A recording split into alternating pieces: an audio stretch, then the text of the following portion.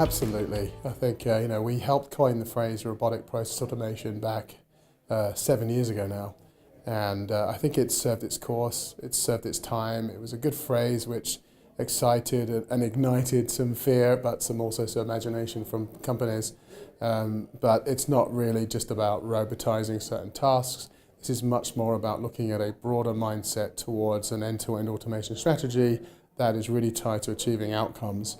And RPA, I think, it was a great term, but people are coming out of some of these conferences lately, and part of the dialogue has been it's the same stuff we've been talking about since 2014. We need to shift the talk. We need to shift the dialogue. We need to think about integrated automation platforms. That's where we're going. We need to think about how do we look at the tools at our disposal, but the outcomes that we need to achieve, and then how do we build a capability to execute against those.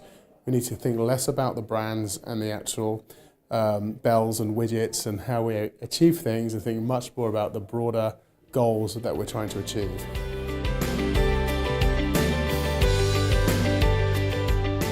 The hyperconnected economy was something that we really picked up on as an evolution of change over the last 30 years. So I think one of the biggest issues we've seen is we've had shared services, we've had basic outsourcing, we've had basic digital, which was all about how do we respond to customer needs as they happen, to the one office, which is more about anticipating customer needs.